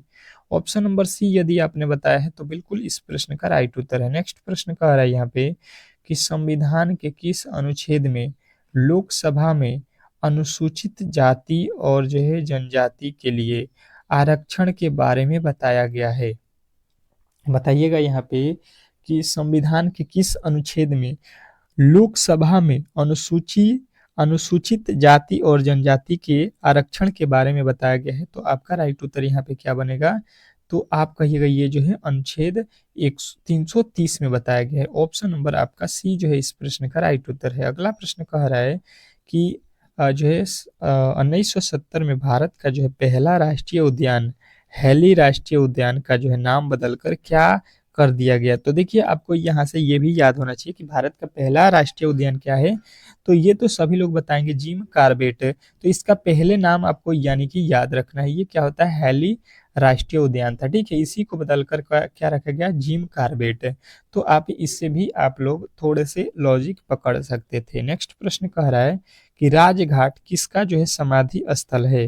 राजघाट किसका जो है समाधि स्थल है, ये आपको बताना है। बताने की कोशिश करेंगे सभी लोग, तो सबका उत्तर आएगा कि राजघाट जो है ये महात्मा गांधी का जो है समाधि स्थल है। ऑप्शन नंबर ए के साथ आपको जाना था। नेक्स्ट प्रश्न देखिएगा, आप लोगों के सामने आ चुका है। क्या कह रहा है आपका अगला प्रश्न कि चिराव मास नृत्य किस राज्य का जो है लोक नृत्य है? क्या बोला गया है? चिराव बांस लोक नृत्य किस राज्य का जो है लोक नृत्य है? तो आपका राइट उत्तर बनेगा मिजोरम का, ठीक है। नेक्स्ट प्रश्न देखिएगा, आप लोगों के सामने आ चुका है कि अमेरिका के प्रथम राष्ट्रपति कौन थे? अमेरिका के प्रथम राष्ट्रपति कौन थे? बताइएगा। अब जो है बताने की कोशिश करेंगे। 8वें प्रश्न का राइट उत्तर क्या होने वाला है? तो ये आपको याद रखना है, जॉर्ज वाशिंगटन, ठीक है, जिनके नाम पे वाशिंगटन जो है उसकी राजधानी जो है इन्हीं के नाम पे रखा गया, ठीक है। नेक्स्ट प्रश्न देखिएगा आप लोगों के सामने आ चुका है, क्या कह रहा है यहाँ पे कि जो है 2023 में वर्ल्ड लाइन इंडिया द्वारा जारी रिपोर्ट के अनुसार भारत में डिजिटल तरीके से लेन देन करने वाले शहरों की सूची में कौन सा शहर जो है शीर्ष स्थान पे है। मतलब भारत में जो है लेन देन ऑनलाइनिंग जो काम होता है उसमें जो है सबसे शीर्ष पे कौन है, तो आपका उत्तर आएगा बेंगलोर है, ठीक है। नेक्स्ट प्रश्न, अगला प्रश्न देखिए, कह रहा है कि नागा अर्जुन बांध आंध्र प्रदेश में जो है ये किस नदी पर स्थित है। नागा अर्जुन बांध किस नदी पे स्थित है, तो आपके उत्तर बनेगा यहाँ पे कृष्ण नदी पे स्थित है। नेक्स्ट प्रश्न देखिएगा आप लोगों के सामने आ चुका है, किस शहर को भारत का जो है मिनी स्विट्जरलैंड के नाम से जाना जाता है। मिनी स्विट्जरलैंड के नाम से किस शहर को जाना जाता है, तो ये जो है आपको याद रखना है, खिजियार हिमाचल प्रदेश में है, ठीक है। नेक्स्ट प्रश्न, अगला प्रश्न कह रहा है कि एकता स्थल किनका जो है समाधि स्थल है। एकता स्थल किनका जो है समाधि स्थल है, तो आपका राइट उत्तर आएगा यानी जैल सिंह का, ठीक है, ज्ञानी जैन सिंह का। नेक्स्ट प्रश्न कह रहा है कि संविधान के किस अनुच्छेद में विधानसभा में अनुसूचित जाति और जो है जनजातियों के लिए आरक्षण के बारे में बताया गया है। कौन सा अनुच्छेद है जिसमें जो है अनुसूची जनजाति और जनजाति के बारे में बताया गया है, तो आपको अच्छे तरीके से याद होगा कि ये किसके बारे में किस आर्टिकल में है, तो 332 में ये बताया गया है। नेक्स्ट प्रश्न देखिएगा आप लोगों के सामने आ चुका है कि भारतीय सिविल सेवा की परीक्षा भारत में ही हो ऐसी मांग जो है कांग्रेस के किस अधिवेशन में की गई थी, तो ये जो है कौन सा अधिवेशन था, द्वितीय अधिवेशन 1886 में, ठीक है, कांग्रेस के द्वितीय अधिवेशन 1886 आपको याद रखना है। अगला प्रश्न कह रहा है कि महात्मा गांधी ग्रामीण जो है औद्योगिक पार्क योजना किस राज्य सरकार ने शुरू की है। महात्मा गांधी ग्रामीण औद्योगिक पार्क योजना किस राज्य सरकार ने शुरू की है, तो आपके राइट उत्तर बनेगा ये जो है छत्तीसगढ़ राज्य ने शुरू किया है। नेक्स्ट प्रश्न देखिएगा, कह रहा है कि स्वदेशी आंदोलन का संबंध किससे संबंधित है। स्वदेशी आंदोलन का संबंध किससे है, ये आपको बताना है, बताने की कोशिश करेंगे सभी लोग। तो ये जो है 1905 में बंगाल के विभाजन से संबंधित है। 1905 बंगाल विभाजन से संबंधित है। नेक्स्ट प्रश्न कह रहा है कि उज्बेकिस्तान देश की जो है मुद्रा का नाम क्या है। क्या बताना है, उज्बेकिस्तान, तो यहाँ की मुद्रा जो है ये सुम है, ठीक है, सुम जो है आपको याद रखना है। अगला प्रश्न कह रहा है कि संविधान के किस अनुच्छेद में अनुसूचित जातियां यानी एससी के बारे में बताया गया है, तो ये कौन से आर्टिकल में बताया गया है, तो याद रखना है आर्टिकल 341 में बताया गया है। नेक्स्ट प्रश्न देखिएगा आप लोगों के सामने आ चुका है कि भारतीय राष्ट्रीय कांग्रेस के किस अधिवेशन में भारत छोड़ो आंदोलन का जो है प्रस्ताव पारित किया गया था। भारतीय राष्ट्रीय कांग्रेस के किस अधिवेशन में भारत छोड़ो आंदोलन का जो है प्रस्ताव पारित किया गया था, तो आपके राइट उत्तर हो जाएगा ऑप्शन नंबर बी, वर्धा प्रस्ताव 1942। नेक्स्ट प्रश्न देखिएगा आप लोगों के सामने आ चुका है कि खिलजी वंश के जो है संस्थापक कौन थे। खिलजी वंश के जो संस्थापक थे वो कौन थे, अब जो है बताने की कोशिश करेंगे सभी लोग, तो सभी के उत्तर आएंगे कि ये जो थे जलालुद्दीन खिलजी था। ऑप्शन नंबर आपका डी जो है इस प्रश्न का बिल्कुल राइट उत्तर होगा, ठीक है। अब चलते हैं हम लोग यहाँ पे बिष्ठो आपके जीके जीएस के भी प्रश्न समाप्त हो चुका है, ठीक है। तो आप इसके बाद जो है अंतिम जो है आपका बचा हुआ सब्जेक्ट है वो मैथ है, तो मैथ को यहाँ पे देख लेते हैं क्योंकि मैथ बहुत इंपॉर्टेंट है। 25 प्रश्न आपके एग्जाम हॉल में पूछे जाएंगे। तो चलिएगा मैथ के पहले प्रश्न की ओर चलते हैं और पहला प्रश्न आपके सामने देखते हैं। देखिएगा पहला प्रश्न आज का मैथ का यहाँ पे स्टार्ट हो चुका है और अच्छे तरीके से इस प्रश्न को सॉल्व करना है। हर एक प्रश्न को आपको खुद से पहले ट्राई करना है, मैं उसके लिए 20 सेकेंड दूंगा और अच्छे तरीके से प्रश्न को पढ़ के समझाऊंगा भी। पहला आज का प्रश्न कह रहा है कि एक टीवी जो है 42,000 रुपये में खरीद कर 49,140 रुपया में बेच दिया गया, तो लाभ प्रतिशत क्या होगा ये आपको बताना है। अब जो है यहाँ पे सिंपल सा प्रश्न है और इसका जो है जवाब आपको लाभ प्रतिशत में बताना है। यही थोड़ा-सा मुश्किल है, परसेंटेज में दे दिया है। अगर आपको रुपया में बोलता तो आप ईज़िली सॉल्व कर सकते थे, परंतु परसेंटेज दिया है आपके जो है टाइम को जो है यहाँ पे और आपके माइंड को जाँचने के लिए। तो देखते हैं कौन-कौन मेरे दोस्त जो है ये मैथ के पहले प्रश्न का जवाब देते हैं। चलिएगा, टाइम जो है स्टार्ट हो चुका है और आपके पास समय भी बहुत कम है, तो कोशिश कीजिए कि हर एक प्रश्न का उत्तर आप लोग खुद से दें। हर एक प्रश्न को मैंने आपको क्लास में हर एक दिन बताता हूँ कि आप इन प्रश्नों को टेस्ट के तौर पे रखें, अगर नहीं आता है तो इसको नोट कर लीजिए। इसको नोट कीजिए और जिस तरीके से मैं बताता हूँ उस तरीके से सॉल्व कीजिए, फिर जो है इस टाइप के प्रश्न कभी भी आपकी जो है ज़िंदगी में आएगा, तो आप लोग सॉल्व कर सकते हैं और बिल्कुल इसी तरीके से प्रश्न आपके एग्जाम हॉल में इसी टाइप के दिए जाएँगे। तो बोला क्या गया है कि एक टीवी है उसको 42,000 में हम लोगों ने कीना है, 49,000 क्या लिखा है, 49,140 रुपया में ये क्या किया गया है, तो बेच दिया गया है। तो अब क्या करेंगे यहाँ पे, इसमें से कीने कितने में है इसको हम लोग माइनस कर लेते हैं, ठीक है। तो कीने हैं हम लोग यहाँ पे देखिए 0, 4, 1 और यहाँ पे 7, यानी कि देखिए हमने 42,000 में कीना और 49,000 में बेच दिया था 49,000, तो हमको क्या हुआ था यहाँ पे लाभ। और कोई पूछेगा कि लाभ कितने का हुआ, तो देखिए लाभ जो है 7,140 रुपये का लाभ हुआ है, ठीक है।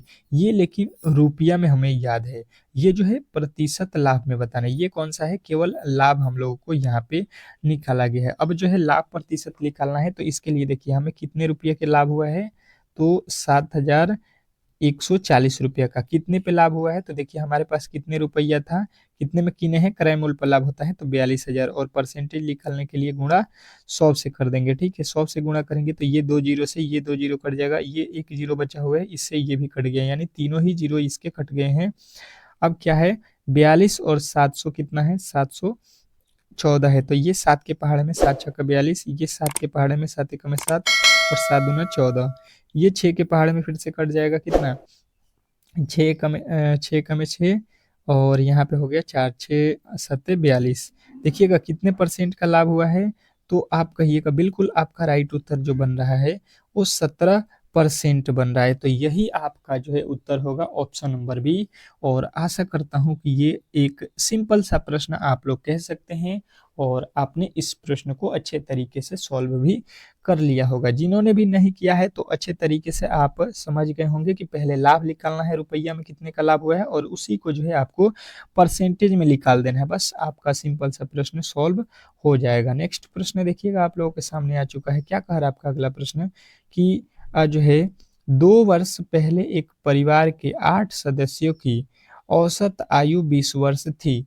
यदि अब एक बच्चा पैदा होने पर भी औसत आयु वही है, तो बच्चे की आयु कितनी होगी, ये आपको बताना है। बहुत बहुत इंपॉर्टेंट प्रश्न है, वीवीआई कर लीजिएगा और इसको जो है आपको जो है 10 सेकंड तो नहीं 20 सेकंड यहाँ पे आपको मिलेंगे, परंतु 10 सेकंड में भी सॉल्व हो जाएगा। यदि आपके कैलकुलेशन फास्ट हैं तो आप इसको सॉल्व कर सकते हैं। चलिएगा बताने की कोशिश करेंगे, बहुत वीवीआई प्रश्न है।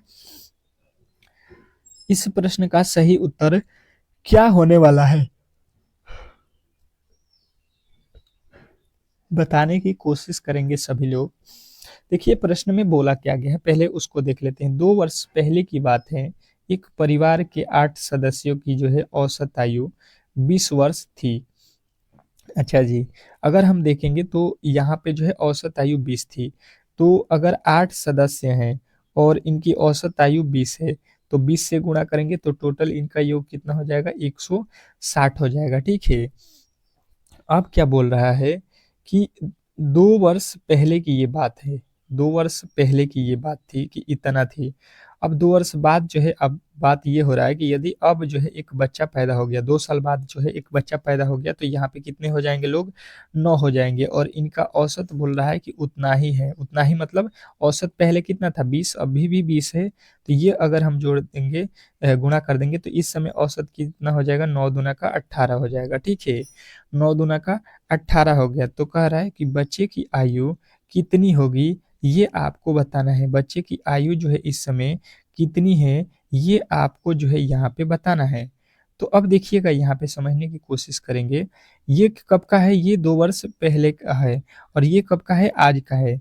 तो आज इनका औसत जो है 140 है, 2 वर्ष पहले इनका जो है टोटल लोगों का जो है कितना था, 100 जो है 60। लेकिन देखिए 2 वर्ष पहले बोला गया है, तो 2 वर्ष पहले में हमको यहाँ पे आज का निकालना है, तो कितने लोग हैं यहाँ पे, 8 लोग हैं। तो 2 साल पहले उनका जो है कोई भी, अगर आज मैं 20 साल का हूँ तो 2 साल पहले कितना साल का होगा, 18 का। मतलब यहाँ पे 2 साल मेरे में भी ऐड होगा, सभी में 2-2 साल ऐड होगा 8वां आदमी में, तो 8 दूना का यहाँ पे गुणा कर लीजिए, 16 हो जाएगा। यानी कि 160 और जो है 16, ये कितना हो जाएगा, 100 जो है हो जाएगा 76। और इस समय जितना हो रहा है कितना, 180, और उस उन सभी का उस आज का जो है हम औसत निकालेंगे तो 176 हो रहा है। तो ये 9 आदमी का हो रहा है, ये भी 9 आदमी का है, ये आज का है, ये पहले 2 साल का पहले का था। लेकिन जब ये 176 मैंने किया तो ये आज का हो गया, तो 176, 180 में से 176 घटा देंगे तो वो बच्चा जो है कितने साल का हो जाएगा, 4 वर्ष का हो जाएगा। ठीक है, ये 8 दूना का 16 क्यों किया कि ये 8 सदस्य थे और 2 साल पहले के एज का बात किया था, अब 2 साल बाद की बात है, तो 8 में 2 से गुणा कर देंगे 2 साल के लिए। ठीक है, नेक्स्ट प्रश्न देखिए। अगला प्रश्न कह रहा है कि एक्स की एक परीक्षा में उत्तीर्ण होने के लिए 40% अंक चाहिए और वह जो है 178 अंक प्राप्त करता है, 22 अंकों से अनुत्तीर्ण हो जाता है, तो कुल पूर्णांकों की संख्या जो है यहाँ पे आपको बताना है कि टोटल उस परीक्षा में कितने मार्क के जो है पेपर हुआ है। ठीक है, अब बताइएगा इस प्रश्न का सही जो उत्तर होने वाला है वो क्या होने वाला है। मैंने इस टाइप के प्रश्न आपको बेहतर तरीके से पढ़ाया भी है, पास वाला जो है, उत्तीर्ण वाला, अनुत्तीर्ण वाला, तो गलती की गुंजाइश तो नहीं होना चाहिए, गलती की गुंजाइश किसी भी तरीके से नहीं होना चाहिए। तो देखिए इसको किस तरीके से सॉल्व करते हैं। एक्स एक व्यक्ति है, ये पास होना चाहता है। ठीक है, एक्स को हटा दीजिए, ये व्यक्ति है, कोई भी हो, पास होना चाहता है। ठीक है, तो पास होने के लिए इसको परसेंटेज में कितना परसेंट चाहिए, 40। अगर 40% नंबर आएगा तो ये पास होगा, परंतु नंबर में ये जो है कितना नंबर लाया है, 178, इसी के बराबर होगा पास जितना होना है, परंतु ये फेल हो गया कितने अंकों से, 22। अगर इसको 22 अंक और मिले होते तो ये पास होता, और पास होता तो कितने परसेंट होते इसके नंबर, 40%। और यहाँ पे नंबर में कितने होते, तो देखिए 178 तो इसने प्राप्त किया है, परंतु 22 अंकों से फेल हो गया है, तो ये 22 इसको दे दिया जाए और 178 पहले इसके आए थे, तो ये पास हो जाएगा। पास होगा तो मतलब टोटल परसेंटेज कितना हो जाएगा इसका, 40% आ जाएगा, तभी तो पास होगा। ये जोड़ दीजिए कितना हो जाएगा, ये हो जाएगा 200। यहाँ से 40 के पहाड़े में काटेंगे तो 1% का जब वैल्यू निकालेंगे तो ये हो जाएगा 40 बचे यहाँ पे 200। अब देखिए टोटल जो परसेंटेज होता है, यहाँ पे 40% निकाले हैं, तो कोई भी परीक्षा होता है उसमें टोटल परसेंटेज होता है आपका 100, या कोई भी वैल्यू होता है परसेंटेज में हमेशा 100 ही होता है, तो इसमें अब 100 से गुणा करेंगे, क्योंकि टोटल वैल्यू पूछा है, टोटल जो है परीक्षा का पूर्णांक कितना है, तो टोटल परसेंटेज से गुणा कर देंगे, तो ये हो जाएगा आपका टोटल जो पूर्णांक उसका है, ये हो जाएगा आपका 500। यानी कि आपको बताना है कि टोटल जो परीक्षा हुआ है उसका वो 500 जो है नंबरों का हुआ है। ठीक है, तो अब चलते हैं अगले प्रश्न की ओर, और अगला प्रश्न आपको बेहतर तरीके से समझना है और बताने की कोशिश करना है। क्या कह रहा है आपका अगला प्रश्न, किसी संख्या का 25% उसके 30% से 15 कम है तो संख्या ज्ञात कीजिए। अब मुझे नहीं लगता है कि ये प्रश्न कोई भी ऐसा होगा जो गलती करने वाला है, ये तो 10 सेकेंड में बनेगा, ये 10 सेकेंड से अधिक का प्रश्न नहीं है। जो भी मेरे दोस्त पहले से क्लास किए हैं उनके लिए 10 सेकेंड में ये प्रश्न बन गया होगा। अगर आप भी चाहते हैं कि इस तरीके से, इस तरीके के प्रश्नों को आप सॉल्व करें, तो डेली ही क्लास को ज्वाइन कीजिए। और जिन्होंने भी मेरे दोस्त इतने मेहनत को जो है, अगर आपने लाइक नहीं किया है तो देखिए, अगर आप हमें मोटिवेट नहीं कीजिएगा तो इस तरीके के क्लास बनाने में मुश्किल होगा। जितना लाइक कीजिएगा उतने ही जो है हमें लगेगा कि हाँ आप लोग मेरे क्लास को समझ रहे हैं, अच्छा लग रहा है आपको, तो हम इस तरीके के क्लास और भी आपको प्रोवाइड करते रहेंगे। ठीक है, क्योंकि ये फ्री में हो रहा है। ठीक है, और फ्री के जो है वैल्यू आप लोग कम देते हैं। ठीक है, वही अगर पेड कोर्सेज होते, अगर आपने कीना होता तो ये आपको जो है लाइक भी अच्छा लगता और ये वीडियो भी आपको अच्छे लगते और डेली आप क्लास भी करते। फ्री में जो है तो आप लोग इसको मजाक में लेंगे, तो मजाक में जो भी लेगा वो अपना समझेगा। ठीक है, अब देखिए बोला क्या गया है, कोई संख्या है हमको नहीं मालूम है, तो मान लेते हैं संख्या x हो गया, और इसका 25% निकालना है, तो 25 बटा कितना करेंगे, 100 कर देंगे। ठीक है, 25 बटा 100 हो गया। अब इसके आगे क्या कह रहा है ये देख लीजिए। ये कह रहा है कि ये जो है उसके जो है 30%, वही जो संख्या है उसका अगर 30% अगर हम निकाल देते हैं, ठीक है, 30% अगर निकालते हैं तो 15 कम हो जाएगा। ये कितना कम हो जाएगा? ये 15 कम हो जाएगा। ये 25% से जो 30 है ये कितना कम होगा? 15। तो देखिए यहाँ पे अगर हम इसको सॉल्व करते हैं तो क्या हो जाएगा? यहाँ से अगर देखते हैं तो ये हो जाएगा 25x/100 माइनस, इसको इधर लाएंगे तो इधर भी गुणा कर दीजिए x में, और 30 से गुणा करेंगे तो ये हो जाएगा 30x बट्टा का जो है 100 हो जाएगा, बराबर में बचेगा माइनस का 15। ठीक है, इधर बचेगा माइनस का 15। इसका लघुत्तम निकालेंगे तो कितना होगा? लघुत्तम 100 हो जाएगा। तो ये हो जाएगा 25x माइनस का 30x बराबर जो है माइनस का 15। अब देखिए इधर गुणा हो जाएगा और 25 में से 30 जाएगा, आपका कितना हो जाएगा? 25 में से 30 जाएगा 5x, 25 में से 30 जाएगा, आपका कितना बचेगा यहाँ पे? 5x बराबर, ये तिरछा तिरछी गुणा होगा 100 से 15 में तो माइनस का हो जाएगा। और देखिए 25 में से 30 जाएगा, माइनस का 5x होगा ना, ये माइनस का 5x होगा, और यहाँ पे गुणा करेंगे तो माइनस का 1500 हो जाएगा। तो ये माइनस और माइनस प्लस हो जाएगा। 5 के पहाड़े में 1500 कितने मर्द में आएगा? 5×3 = 15, यानी x का जो वैल्यू हमने निकाला ये 300 आ रहा है। ठीक है, तो वो संख्या आपका कितना था? वह जो संख्या था जो हमने x माना था वो जो है आपका 300 था। तो 300 जो है इस प्रश्न का बिल्कुल सही उत्तर है। आशा करता हूं कि ये प्रश्न भी आपको बेहतर तरीके से समझ में आ गया होगा। नेक्स्ट प्रश्न देखिएगा, और अगला प्रश्न आपके सामने है। क्या कह रहा है कि दो संख्याओं का योग 37 और गुणनफल जो है 330 है, तो इन संख्याओं का अंतर ज्ञात करिए। अब ये मजेदार प्रश्न है और इसका उत्तर देखते हैं कौन कौन बता देता है। 20 सेकंड के समय दूंगा, क्योंकि आपको ऐसे प्रश्न जो है थोड़े से लॉजिकली होते हैं, तो आपको थोड़े से टाइम भी चाहिए। तो अब देखिए, आप मेरे साथ ही सॉल्व कीजिए दो संख्याओं का अंतर। मान लेते हैं पहली संख्या x और दूसरी संख्या y, तो इसको घटाएंगे तो कितना आना चाहिए? 37 आना चाहिए। 37 हो गया। और इन दोनों संख्याओं का गुणनफल करेंगे, यानी कि गुणा कर देते हैं x और y, तो वैल्यू कितना आना चाहिए? 330 आना चाहिए। 330 आ रहा है। तो इन संख्याओं का अंतर, योग दिया है तो योग यहाँ पे रखिए। अब इन संख्याओं का अंतर पूछा है तो ये अंतर हमको निकालना है।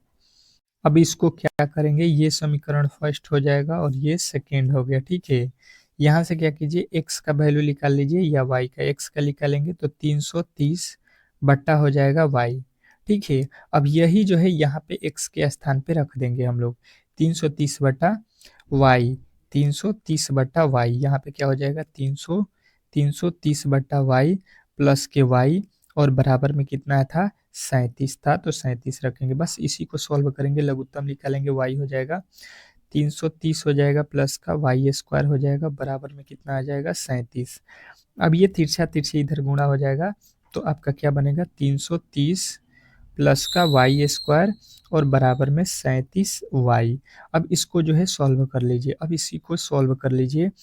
ये जो है y² था इधर, प्लस का 330 था, और उधर था माइनस प्लस का 37, तो इधर आएगा तो माइनस का 37y, माइनस का 37 लिखना है, क्योंकि उधर तो प्लस में था तो यहाँ पे माइनस में हो जाएगा। ये जो है आपका कौन किस में होगा?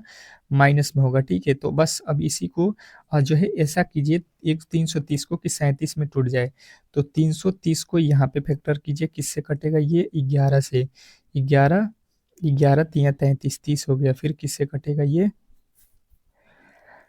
2 से काटेंगे 15 हो जाएगा। ठीक है, फिर 3 से काटेंगे 5 हो जाएगा। अब देखिए 11 दूना 22, 3×5 15, 15 22 हो जाएगा आपका, बिल्कुल यहाँ पे मिलेगा कितना? तो ये हो जाएगा आपका y² माइनस का 15y, और माइनस का कितना हो रहा है? 12y, और प्लस का जो है 330 हो रहा है, बराबर 0। तो यहाँ से y का वैल्यू निकालेंगे तो ये हो जाएगा y-15, और माइनस का 12 कॉमन करेंगे तो y माइनस ये हो जाएगा 15। यानी कि एक बार y का वैल्यू यहाँ से निकालेंगे, इसके बराबर में 0 करके, तो 12 और एक आ रहा है 15। y का वैल्यू 12 और 15 आ रहा है। ठीक है, मतलब 12 और 15 आ रहा है। ठीक है, तो एक बार अगर y का वैल्यू 12 हम रखेंगे तो यहाँ पे बोला गया है पहला समीकरण कि x प्लस वाई बराबर कितना बताया है, 37 बताया है, ठीक है। तो यहाँ पे अगर देखेंगे तो y का वैल्यू कितना आया था, 12 और 15, अगर 12 यहाँ पे रखते हैं तो इधर आएगा 12 माइनस में हो जाएगा, तो ये हो जाएगा आपका कितना घट के, ये आपका घटेगा तो कितना आ जाएगा, ये आपका आ जाएगा 25, ठीक है। x का वैल्यू 25 आ जाएगा, मतलब x का वैल्यू 25 होगा, x का वैल्यू x का वैल्यू 25 और y का वैल्यू 12 था, तो इसमें घटा दीजिए। इसमें से आप घटाएंगे तो अंतर कितने का आएगा, 13 का आएगा। और देखिए 13 यहाँ पे बिल्कुल नहीं दिया गया है, तो हम लोग लिखेंगे ऑप्शन नंबर डी के साथ जाएंगे कि ज्ञात नहीं किया जा सकता है, ठीक है। तो बिल्कुल आपका राइट उत्तर यहाँ पे मिल गया है। आशा करता हूँ कि आज के जो प्रश्न थे आपके बिल्कुल समझ में आ गया होगा। अगर आप लोग इसी तरीके का क्लास डेली करना चाहते हैं तो प्लीज़ चैनल को सब्सक्राइब कीजिए, वीडियो को लाइक कीजिए। मिलते हैं नेक्स्ट वीडियो में, तब तक के लिए जो है धन्यवाद।